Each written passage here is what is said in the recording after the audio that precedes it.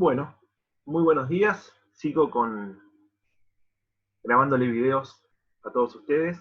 Esta es la continuación del anterior, obviamente. Me cambié de lugar, como verán, para usar la computadora y poder compartir este PowerPoint que me suministró muy amablemente una amiga, la doctora Caramuto, la doctora Rosarina, una colega Rosarina que siempre tiene muy buena mano para todo esto, así que le agradezco que me haya dado este material para poder compartir con ustedes. Muy bien, antes de arrancar específicamente con lo que es el régimen penal tributario, algunas cuestiones que quedaron tal vez colgadas de lo anterior, ¿sí? Básicamente con respecto al tema de la clausura. Les recomiendo que la ley 11.683 busquen la versión nueva, ¿sí? Porque hay versiones viejas que están circulando, la verdad que no se las recomiendo porque tienen o montos atrasados o falta de parámetros en algunos casos. Algunas cuestiones a agregar con respecto al tema de la clausura. Hay veces que el Congreso Nacional otorga determinadas matrículas para poder trabajar, ¿sí? Sobre todo con el tema de productos agrícolas.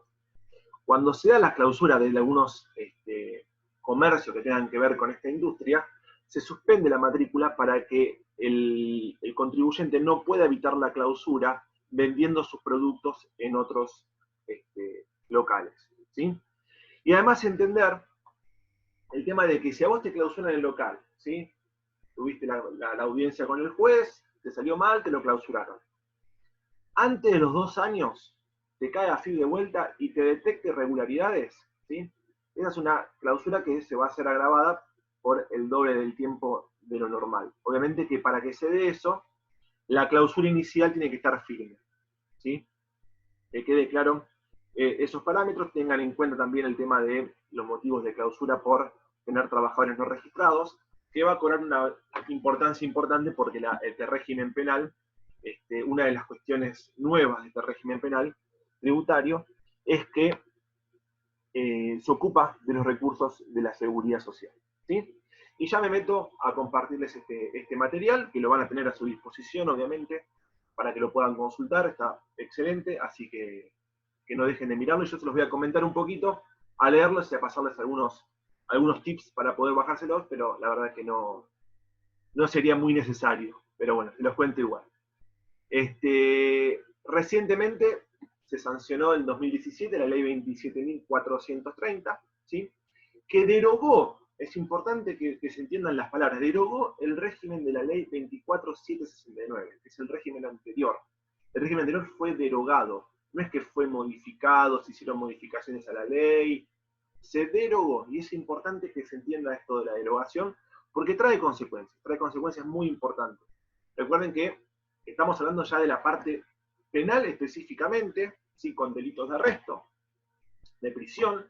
Entonces, acá los principios constitucionales, las garantías del debido proceso están plenas, ¿sí? No hay una laxitud o un desdibujamiento como hubo con respecto a las infracciones. Acá se aplican plenas, sin ningún tipo de presunción, y es el Estado, el Poder Judicial, el que debe comprobar este tipo de maniobras, este tipo de delitos que están específicamente en esta ley. ¿Está bien? Vamos a arrancar entonces con la estructura normativa de la ley 27.430. ¿Sí? El título 1 contempla delitos tributarios y el bien jurídico tutelado es la hacienda pública. ¿Sí? Acá repetimos el mismo bien jurídico tutelado de la ley 11.683. ¿Sí?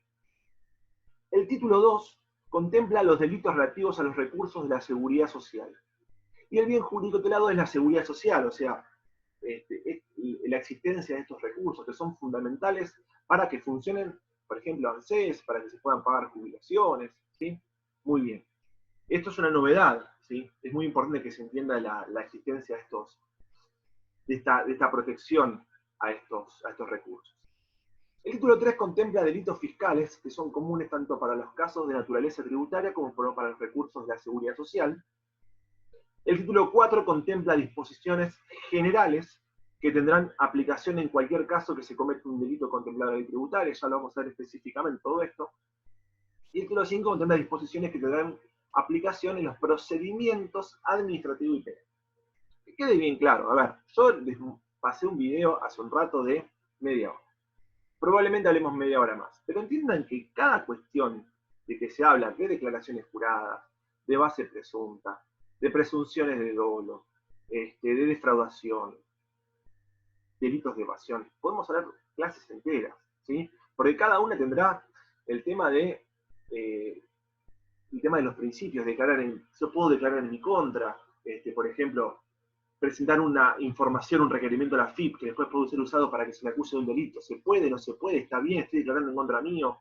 ¿Puede la AFIP hacer eso? Bueno, imagínense que de esto se derivan aristas para todos lados. Así que yo trato específicamente de darle lo más básico y además tenemos excelentes docentes que me exceden ampliamente en capacidad y yo les doy un pantallazo. Seguramente ellos, con su generosidad y con su saber, les van a ampliar un montón de cosas que tal vez a mí se me puedan escapar, ¿sí? Entonces, arrancamos con el artículo 1, ¿sí? Es importantísimo, es la evasión simple. Yo siempre me gusta que sepan diferenciarlo del artículo 46 de la ley anterior.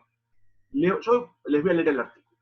Será reprimido con prisión de 2 a 6 años el obligado que mediante declaraciones engañosas, y acá miren, aparece el dolo, aparece la declaración engañosa, ocultaciones maliciosas, o cualquier otro ardido engaño, sea por acción o por omisión, evadir total o parcialmente el pago de tributos al fisco nacional, al fisco provincial o a la ciudad de Buenos Aires, ¿sí? Siempre que el monto evadido excediera la suma del 1.500.000 pesos por cada tributo y por cada ejercicio anual, aun cuando se tratara de un tributo instantáneo de periodo fiscal inferior a un año. Para los supuestos de tributos locales, la condición objetiva de punibilidad establecida en el párrafo anterior se considerará para cada jurisdicción en que hubiera cometido la evasión. Bien, ¿qué es muy importante? ¿Qué tenemos que diferenciarlo de una defraudación? Primero, la pena. Acá vamos presos, ¿sí? Otro dato que surge y es evidente es el 1,5 millones. Si yo evado 1,5 millones por cada tributo, ¿sí? Por cada ejercicio anual, ¿sí? Tendré un caso de evasión. Ahora, si yo evado menos de 1,5 millones, ahí no vamos a tener evasión, seguramente se configurará el artículo 46 de la 11.681. También es muy importante, porque aclara que se aplica tanto en la ciudad de Buenos Aires como en las provincias como nación. O sea, amplía, ¿sí?, el radio de espectro para que los fiscos provinciales puedan valerse de esto y puedan penar la evasión como corresponde. Uno de los principios que juegan, obviamente, es el principio de la ley penal más benigna, ¿sí? ¿Y por qué les dije al principio que tengan cuidado y vean el tema de la derogación? La anterior ley, la 24.769, tenía un monto, una condición objetiva de punibilidad diferente a esta. No era 1,5 millones, si me equivoco eran 400.000 pesos. Imagínense que todos los evasores que estaban siendo juzgados, ¿sí?, por evasión, por llegar a los 400.000 pesos, cuando se deroga la ley 24.769 y se pone en funcionamiento este nuevo régimen penal tributario, se dieron cuenta que la condición era 1,5 millones y que esta ley los beneficiaba. Porque si yo había evadido 500.000 pesos, ya dejo de ser un evasor, ¿sí? Entonces imagínense las cataratas de recursos que se fueron dando a partir de esto. Entonces, obviamente, la ley penal más benigna se terminó aplicando y entonces los fiscos, la verdad que se vieron muy dañados por esta modificación que no debió haber sido. La verdad es que la técnica legislativa debió haber sido otra. Es más, si ustedes se ponen a pensar, esta ley fue pensada con un dólar a 15 pesos, ¿sí? Hoy el dólar mayorista está alrededor de los 70 y el dólar para la compra minorista está alrededor de los 90 y pico. Piensen en cuánto se nos fue, ¿sí? Si hubiesen tenido tal vez una técnica legislativa distinta, pensando en unidades fiscales que se vayan actualizando año a año, sin derogar la ley y sin modificar, bueno, no tendríamos este problema. Pero bueno, actualmente lo estamos teniendo y fíjense que ya por 1,5 millones de pesos ya caes en una evasión. Y los 1,5 millones de pesos de hoy dista mucho de ser el 1,5 millones de pesos que era cuando se sancionó este régimen, ¿sí? Bueno, el tipo de acto es, se sancionan conductas claramente individualizadas por la norma, ¿sí? Como contrapartida a los tipos de autor. No define personalidades, es una conducta penalmente prohibida, ¿sí? Bien, la conducta típica es la evasión de tributos nacionales, provinciales y de la Ciudad de Buenos Aires, ¿sí? Tiene que existir necesariamente, subo porque me tapa la cámara a ustedes, el ardid o el engaño, ¿sí? Fundamental, y lo que yo les había explicado a partir del fallo Modart-Sassif para el video anterior. Este ardid o engaño debe tener la idoneidad suficiente para regular al fisco, ¿sí? No vale un simple ardid tonto que no se lo crea nadie. Y es por eso a veces que entra en conflicto cuando con el conflicto con las leyes, a veces el tema de algunos fallos, el tema de cuando uno entrega una declaración jurada en blanco, ¿sí? Obviamente que hay una omisión de impuestos, ninguna duda. Ahora, habría que ver si efectivamente cuando uno entrega una declaración jurada en blanco tiene la intención de engañar al fisco, ¿sí? Porque si estoy viendo en blanco, claramente está mal. Si tengo una empresa importante y la traigo en blanco, y es obvio que no te voy a engañar, ¿sí? Ahora, si yo te pongo un número, ¿sí? Ahí sí te estoy de alguna manera buscando engañar. Así que, obviamente que esto trae cola porque hay doctrina que opina al contrario, inclusive la ley. Algunas resoluciones de la AFIP que opinan diferente con respecto a la declaración jurada en blanco, ¿sí? Tiene una finalidad defraudatoria, ¿sí? La condición objetiva de punibilidad es de 1,5 millones por tributo, ¿sí? Y por ejercicio anual, ¿sí? Y también considera el tema de los tributos locales, que para el tema de los tributos locales es importante que se tenga en cuenta la jurisdicción. Es 1,5 millones por cada jurisdicción. Entiendan también que habla de cada tributo. Si yo debo 1 millón de IVA y 1 millón de ganancias, sumamos 2 millones. Ahora, ¿es evasión? No, porque es por cada tributo. ¿Tá? Entiéndanlo esa cuestión que es muy, muy importante. Bueno, con respecto al tema de la autoría y la participación, acá es muy importante y ya, obviamente, con el principio de personalidad de la pena, se aplica plenamente, no tanto como se aplicaba en las infracciones, ¿sí? Solo puede ser autor el obligado por ley, contribuyentes, responsables por deuda ajena, dependiendo del artículo 6, ¿sí? Deben tener, es importante esto, deben tener un dominio efectivo del hecho, ¿sí? Tiene la decisión final de pagar o no el tributo. ¿Está bien? Y si participan terceros, tendrán la calidad de partícipes. Ahora, ¿cuál es la novedad, lo importante de todo, pero qué novedad tiene esta ley? El tema de las personas jurídicas, el tema de la responsabilidad penal de las personas jurídicas, ¿sí?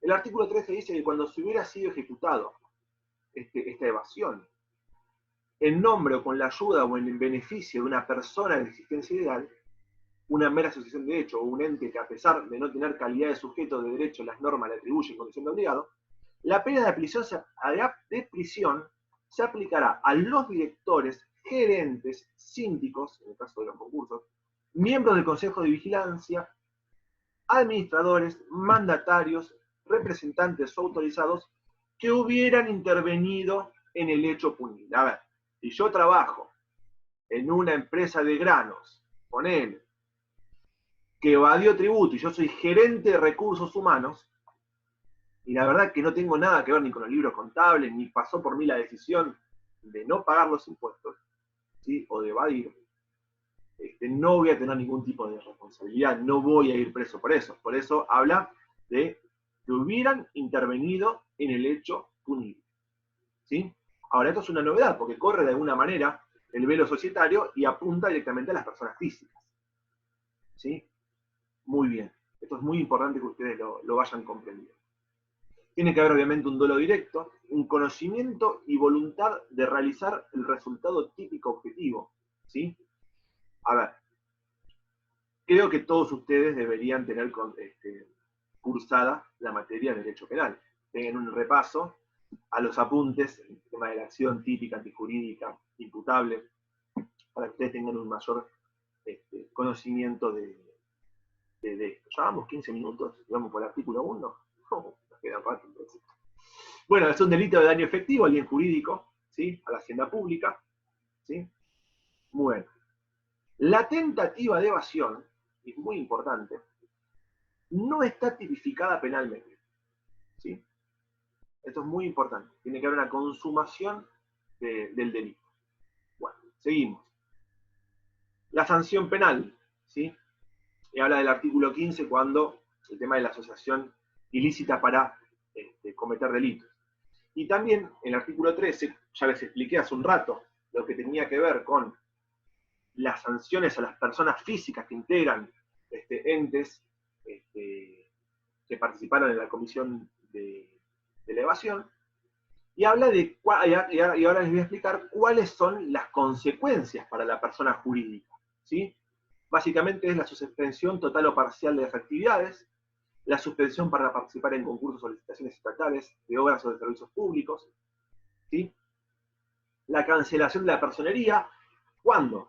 Cuando básicamente uno creó ese ente para defraudar, ¿sí?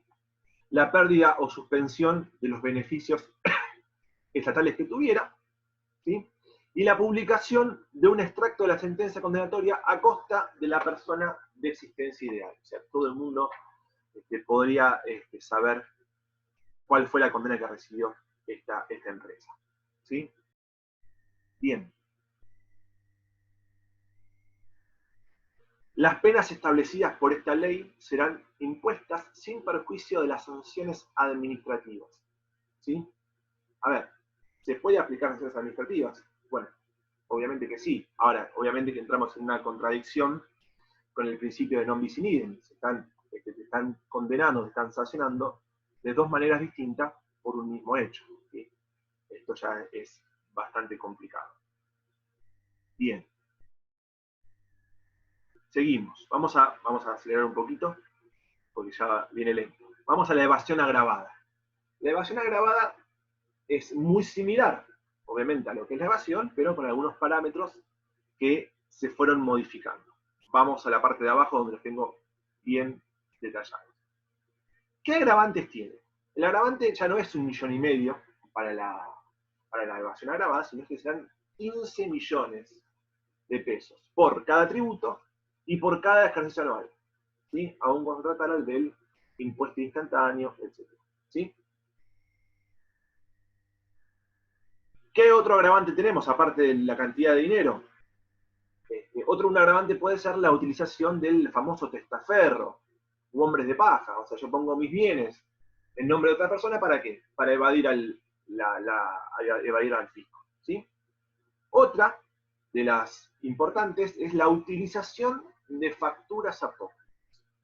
Esto, la modificación que hubo con respecto al régimen anterior, tiene que ver con que ahora, en la factura apócrifa, yo debo necesariamente superar la cifra del 1,5 millones. Antes, una factura apócrifa de 2 pesos ya era considerada un agravante a la evasión. Yo, por ejemplo, antes evadía 400.000 pesos, y esos 400.000 pesos, 5 pesos eran de una factura trucha, ya automáticamente era evasión agravada. Ahora tiene que la factura o las facturas truchas tienen que superar el 1,5 millones. ¿Sí? O sea que tenemos el agravante. ¿Qué transforma una evasión en una evasión agravada? Y que en vez de 1,5 millones sean 15 millones. O que use un testaferro. O que use una factura apócrifa. O que se ve todo esto junto. Muy bien. Seguimos. Bueno, autoría y participación, razón de aplicar las explicaciones de la evasión simple, la culpabilidad requiere dolo, y tampoco hay tentativa, ¿sí? Hay una consumación del delito de daño y efectivo sobre el bien jurídico. Bueno, la sanción penal de 3 a 6, entre 3 años y medio y 9 años de prisión para los autores, ¿sí? Y obviamente están los agravantes en el caso de haber 3 coautores, que ya se considera la asociación ilícita tributaria, ¿sí? Muy bien, seguimos. Bueno, está el artículo 13, es el aprovechamiento indebido de beneficios fiscales, a veces, obviamente todo a partir de ardid o engaño, ¿sí? A veces se nos dan determinados beneficios por pertenecer a determinada industria o por haber tenido condiciones desfavorables climatológicas, porque hay una mala cosecha, o porque se inundaron los campos, o por un montón de cuestiones, uno puede recibir ciertos reintegros, ciertas utilidades por parte del Estado, y cuando no las destina a donde debería destinarlas y las lleva hacia otro lugar, obviamente que ahí se configura este supuesto del artículo 3. ¿Sí? El monto sigue siendo 1,5 millones. ¿Sí? Bien, seguimos. Apropiación, artículo 4, apropiación indebida de tributos. ¿Sí? Será reprimido con prisión de 2 a 6 años el agente de retención o percepción de tributos nacionales, provinciales o de la Ciudad de Buenos Aires que no depositare total o parcialmente de los 30 días corridos de vencido el plazo del ingreso del tributo retenido o percibido. ¿Sí? El monto es de superar los 100.000 pesos. Acá específicamente vamos a los agentes de retención y percepción. Me retuviste, ¿sí?, el importe de mis impuestos, pero te olvidaste de mandárselos al fisco. Entonces ahí directamente el fisco cae y los sanciona de acuerdo al monto. Cuando el monto es menor, se puede aplicar el artículo 48 de la ley 1173, que también se ocupa de los agentes de retención, digo recepción, se me hago una mezcolanza, de retención y de percepción. Ya deberían saber que es un agente de recepción y agente de percepción a esta altura. Si no, repásenlo. ¿Sí? Muy bien. Seguimos. Bien. Seguimos. Bueno, vamos a el título 2. El título 2 es un título dedicado a los recursos de la seguridad social. Recuerden que la AFIP está dividida en DGI, Dirección General Impositiva, DGA, Dirección General de Aduanas, y Dirección, y aparte, y tercero, la Dirección General de lo que son los recursos de la seguridad social. ¿Sí? Es muy importante que sean protegidos para, de alguna manera, proteger el sistema. Entonces, cuando yo hable de evasión simple, cuando hable de evasión agravada, nos vamos a estar refiriendo ahora en el título 2 a lo que es los recursos de la seguridad social. Será reprimido con prisión de 2 a 6 años el obligado que mediante declaraciones engañosas, ocultaciones maliciosas o cualquier otro medio de engaño, será por acción o por omisión evadir total o parcialmente al fisco nacional, provincial o de la Ciudad de Buenos Aires el pago de aportes o contribuciones, o ambos, correspondientes al sistema de la seguridad social, siempre que el monto sea 200.000 pesos por cada mes. ¿Cuándo se configura esto? Yo tengo una pizzería y tengo 5 trabajadores que no están registrados, o en negro, como se dice mal. Hoy el REA miraba un video de Mohamed Ali diciendo que todo lo negro es malo y todo lo blanco es bueno. Entonces, hay que acostumbrar a la cabeza a decir no registrado, por más que tengamos muy internalizado el trabajo en negro. Muy bien, además el negro para vestirse queda muy bien. En fin, entonces, vos tenés trabajadores no registrados.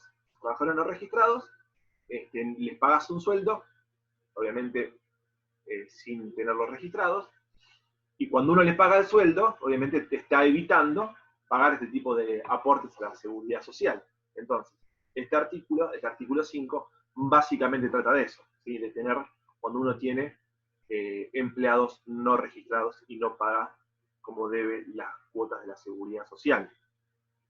El bien jurídico tutelado es el régimen de la seguridad social, ¿sí? Acá hay una definición de los aportes y las contribuciones, pues léanla, es importante, ¿sí? Muy bien. Seguimos. Bueno, el artículo 6 habla de la evasión agravada, ¿sí? Ya cuando utilizás personas interpuestas o evadís por montos más superiores a lo del artículo 5, se va a configurar los supuestos de la evasión agravada. Después lo que tenemos es el artículo 7. El artículo 7, ¿en qué se diferencia del artículo 5? Se los leo.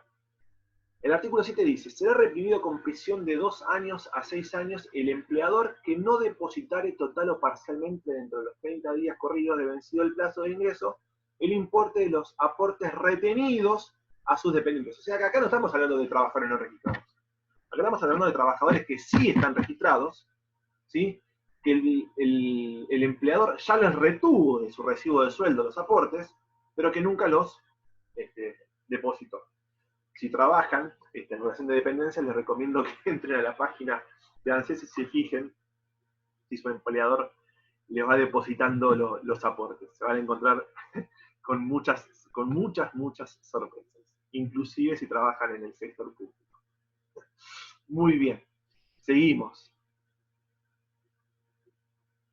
Bueno, está el tema de los agentes de retención, de los agentes, la falta de depósito y el tema de los empleadores, la falta también de depósito. Después, leanlo que está realmente muy, pero muy completo. Seguimos. Vamos al título 3, obtención fraudulenta de beneficios fiscales. ¿Sí? Será reprimido con prisión de 1 a 6 años el que mediante declaraciones engañosas, fíjense cómo se repite esto del dolo. Todo lo que estamos viendo, siempre hay un dolo directo, siempre hay una intención de evadir, siempre hay una intención de sacar una ventaja, ¿sí? Esto es muy importante que ustedes lo entiendan, ¿sí? Quien obtuviera un reconocimiento, certificación o autorización para gozar de una exención, desgravación, diferimento, liberación, reducción. Vieron que el Estado puede darte exenciones, ¿sí? De tributos. Y bueno, uno tiene que cumplir determinadas características para acceder a una exención. Ahora bien, si uno se valió de un ardido engaño para llegar a tener esa exención, bueno, te va a caer el artículo 8. ¿Sí? Seguimos. Insolvencia fiscal fraudulenta, artículo 9. De repente yo debo una pila de tributos y para que el fisco no me ejecute y no se cobre los créditos que tiene con mis bienes, yo empiezo a deshacerme de ellos. ¿Sí? Entonces, estoy entrando en lo que se llama insolvencia fiscal fraudulenta, artículo 9. Será reprimido con prisión de 2 a 6 años el que, habiendo tomado conocimiento de la iniciación de un procedimiento administrativo judicial tendiente a la determinación o cobro de obligaciones tributarias o de aportes y contribuciones de la Seguridad Social Nacional, provincial de la Ciudad de Buenos Aires, o derivada de la aplicación de sanciones pecuniarias, provocar o agravar la insolvencia propia o ajena, frustrando en todo o en parte el cumplimiento de tales obligaciones. ¿Está bien? Esto es más o menos lo que les estaba aplicando, es un delito de daño, ¿sí?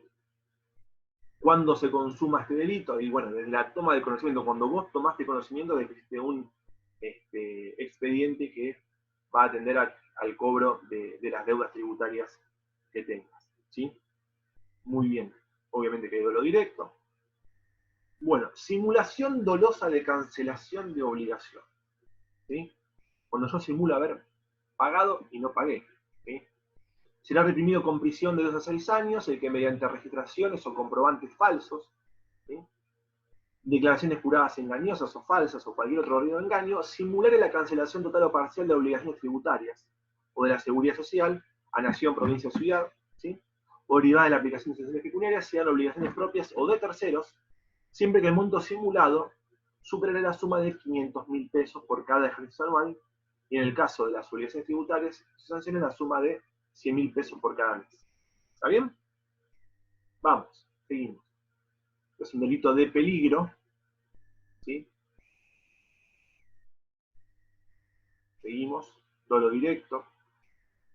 Muy bien. Alteración dolosa de registros. Estamos hablando de acá, ya lo vamos a ver. Cuando básicamente uno modifica el sistema, ¿sí? Yo soy un empleado de AFIP y quiero borrarle la deuda a mi amigo. Y bueno, acá hay una modificación en el sistema. Será reprimido con prisión de 2 a 6 años en la que por cualquier modo sustrajere, suprimiere, ocultare, adultere, modificare o inutilizare los registros o soportes documentales o informáticos del Fisco Nacional, Provincial o de la Ciudad de Buenos Aires, relativo a las obligaciones tributarias, ¿sí? Con el propósito de simular la real situación fiscal de un obligado, ¿sí? O los sistemas informáticos, equipos electrónicos suministrados, autorizados, homologados por el Fisco Nacional, ¿sí? Las cajas registradoras, cuando uno lo termina modificando para que termine pensando que se factura menos de lo que se factura, o no emitiendo facturas, ¿sí? Y cuando dicha conducta fuera susceptible de provocar perjuicio y no resulte de un delito más severamente penal. ¿Sí? Entonces, hablamos de que son punibles cuando alteramos los bienes comprendidos, ¿sí? Que son propiedad del fisco, o cuando son alterados los bienes provistos y verificados por el fisco. ¿Sí? Acá, aparte de la clausura, como vimos en la ley anterior, se podrá configurar alguno de estos delitos. ¿Sí? Bien, siempre dolo directo, después síganlo leyendo que está muy bien, ya superamos los 30 minutos, como quien no quiere la cosa. Bueno, la asociación ilícita tributaria, está en el artículo 15, el que a sabiendas formare parte de una organización o asociación compuesta por 3 o más personas que habitualmente esté destinada a cometer, colaborar o coayudar cualquiera de los ilícitos tipificados en esta ley, será reprimido con prisión de 3 años y medio a 10 años. Si resulta de ser jefe u organizador, la pena mínima se elevará a 5 años de prisión. Recuerden que ya el punto A y B de este artículo ya lo habíamos visto anteriormente. ¿Sí? Complétenlo, no se olviden. Seguimos. Bueno, nos metemos un poco en el tema de la extinción de la acción penal tributaria. Es una de las cuestiones más polémicas. Se los leo y después les explico más o menos de qué se lo bajo un poco a tierra.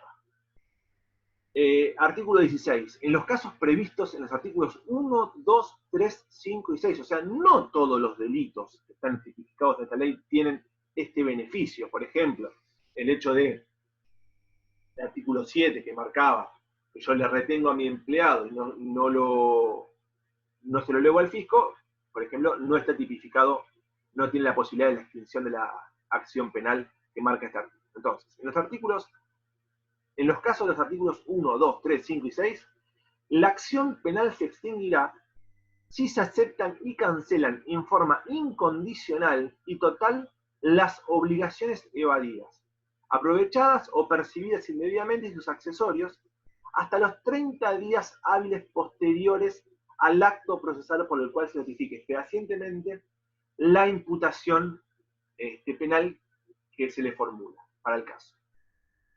¿Aclaro? Hasta acá hagamos un punto. Entonces, a mí de repente me llega, me citan en el indagatorio y me dicen, mire, usted va a ser indagado por la posible, se le imputa la evasión de tanto dinero. ¿Sí? A partir de que vos te enteraste de que estás imputado en una causa penal por evasión, o por evasión agravada, o de la seguridad social, artículo 5 y artículo 6, evasión fiscal, evasión simple y agravada, por tener empleados no registrados. A partir de ese momento tenés 30 días para pagar todo lo que debes, más los intereses, más las multas, todo. Si vos pagás todo, ¿sí? Tenés la posibilidad de que esto lo puedes hacer, este beneficio de extinción se otorgará por única vez por cada persona humana o jurídica obligada. Una vez en la vida vas a poder hacer esto. ¿Está claro? Entonces, vamos de vuelta. Te imputaron, te enteraste de la imputación, tenés 30 días para pagar todo, más intereses, más multas. ¿Sí? Una sola vez lo puedes hacer. ¿Es bueno, es malo y es relativo? A ver. Depende de lo que quiera cada uno. Uno quiere ver a los evasores presos, pero si el evasor va preso, yo el dinero, salvo que pueda, después obviamente, liquidar cuestiones, no lo voy a ver. ¿Entiendes? Entonces, lo principal y lo fundamental, creo que es, a mi entender, yo quiero el dinero. A mí que esté preso, yo lo que quiero es el dinero. Entonces, este régimen penal tributario muchas veces es tachado de recaudador, que poco le importa que vaya preso el contribuyente, sino que está destinado más que nada a recaudar las sumas de dinero evadidas por los contribuyentes. ¿Está bien? Sigo. La administración tributaria estará dispensada de formular denuncia penal cuando las obligaciones evadidas, aprovechadas o percibidas indebidamente sus accesorios, fueran canceladas en forma incondicional y total con anterioridad a la formulación de la denuncia. Entonces, supongamos que antes de la denuncia, ¿sí? Yo cancelo todas las obligaciones y bueno, la AFIP está dispensada, o sea, no está obligada a realizarme una denuncia penal por evasión o evasión agravada. ¿Está bien? Bien, seguimos.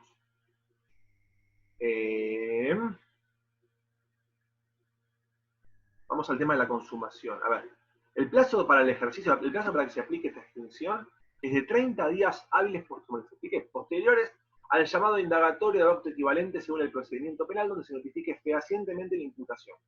¿Te comunicaron? 30 días. ¿Sí? Ese es el beneficio que puede ser una sola vez para los artículos 1, 2, 3, 5 y 6. Nada más. El beneficio puede ser utilizado por el imputado en una única oportunidad por cada persona humana jurídica obligada, lo que impide el aprovechamiento posterior del beneficio por evasión de un nuevo tributo. Muchas personas jurídicas, sobre todo, utilizan el no pago de tributos de alguna manera para financiarse, porque creen que financiarse con el no pago de tributos es mucho más económico que financiarse a través de créditos. ¿Sí? Es muy baja la tasa de intereses que te cobra la AFIP, por ejemplo, por el no pago, que es lo que te puede cobrar un banco. ¿Sí? Entonces, te agarraron una vez, perdón, mala mía, te devuelvo más intereses, y eso muchas veces les resulta más económico, lamentablemente, que pedir un crédito en un banco. ¿Sí? Muy mal por los bancos que dan créditos con tasas tan altas. Pero bueno, es lo que tenemos. ¿Se entiende? Muy bien. Se dispensa a la administración tributaria de formular denuncia penal cuando las obligaciones evadidas fueran pagadas de forma incondicional antes, obviamente, de realizar la denuncia. ¿Sí? Muy bien. Espero que se haya entendido. ¿Sí? Básicamente les leí un poco la ley penal tributaria, les traté de transmitir algunas cuestiones específicas, tal vez más bajadas a tierra. Obviamente que sería ideal haber tenido un poco más de tiempo, pero bueno, tenía todo el tiempo del mundo, pero se van a aburrir por video. Es muy difícil dar una clase sin el ida y vuelta, que ya lo irán viendo, ya se habrán dado cuenta. Pero bueno, les agradezco de corazón haber llegado hasta esta parte del video y espero que les haya servido. Saludos a todos.